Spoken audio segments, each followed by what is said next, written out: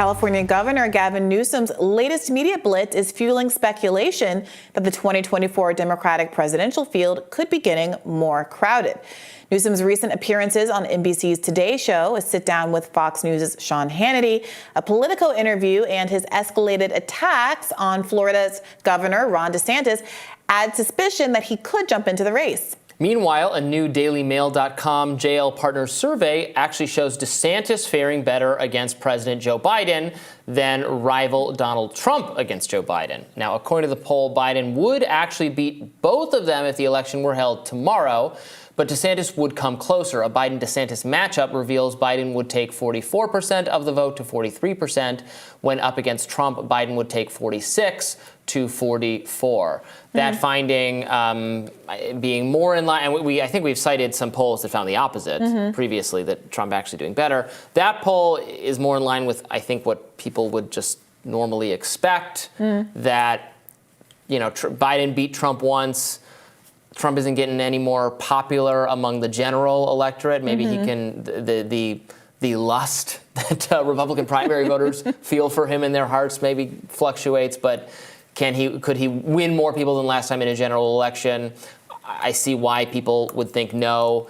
Maybe DeSantis, who is not a household name yet, has not had nearly as much media attention. It's conceivable that he could increase his support or people liking him as they learn more about him. It's also possible he could lose as they learn more about him. But it's a question mark, whereas Trump is not. I don't think Trump is a question mark for anyone left on earth. That would be the theory. So obviously that could be one way it goes, but it's also worth noting that while Trump hasn't gotten any more popular with the public, Joe Biden has gotten less popular with the public than he was in 2020. Now he has to actually stand on his record instead of just talking about the things that Trump got wrong. They're both former presidents with records of conduct.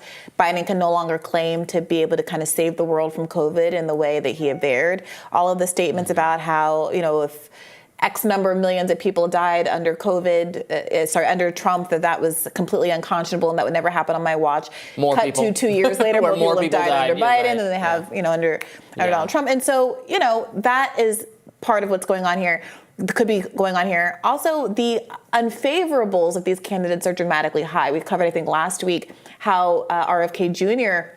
has better favorability ratios than Joe Biden.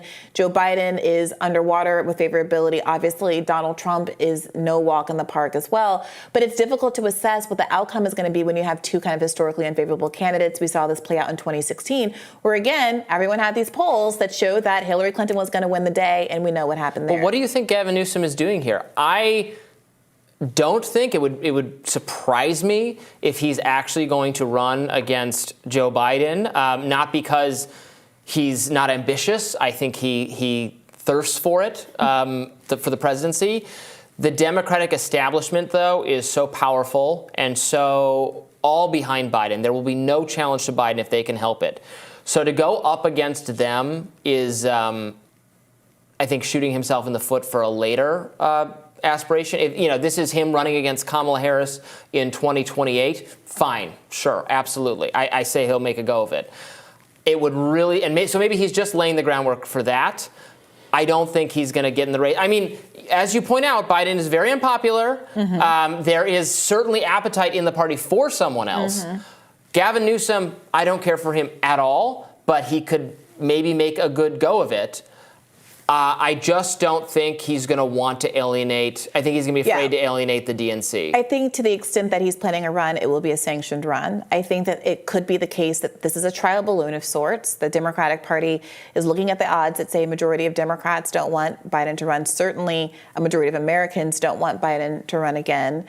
There have been recent gaffes, God Save the Queen, the fall. People are concerned. I was recently talking to a number of kind of mainstream Democrats, and there was no one in the group who was willing to defend Biden, even in that cohort. So I think that this could be a case of seeing, throwing Newsom out there, getting his feet wet, putting him in front of a Fox News audience, getting him in different kinds of media circumstances to see what his poll numbers are like, what the public response is like to him, to see if the Democrats feel confident enough demoting Joe Biden and offering an alternative. I think the fact of RFK Jr. being in this race is also a factor here, where they're seeing that Joe Biden is going to have a little bit of a difficult time continuing to justify the complete and total absence of a debate for another entire year, even though R.F. Kennedy is having great favorability numbers and 20% of the poll results. What's going to happen when these insurgent candidates start doing their own debates, start finding platforms increasingly on Fox News and on Twitter and places that the mainstream media can't control? If his poll numbers go up, what are they going to say if it's 30, 40, 50% and Joe Biden is still reluctant to debate? What's it going to look like if and when there are Republican debates and there's still silence on the Democratic side of the aisle? Again, they're bought into this idea that if we're not platforming a debate is not happening. But that's not true anymore, if it was ever true. It's certainly not true now. There's too many alternative places you can go and get attention, and it just makes you look weak, that you can't defend your side, that you want to shut people down by silencing them, not by explaining why they're wrong. It's such a self-defeating tactic, and it is the one that mainstream forces prefer time and time again these days. Well, speaking of mainstream forces, there was a really interesting back and forth on one of those mainstream liberal channels discussing the entrance of Dr. Cornel West into the race. This is how they framed his impact on the election cycle. We have progressive activist Robert Cornel West, who first announced running for president in the People's Party, but now he is switching to the Green Party. He's addressing accusations of potentially being a spoiler in the election. Take a listen.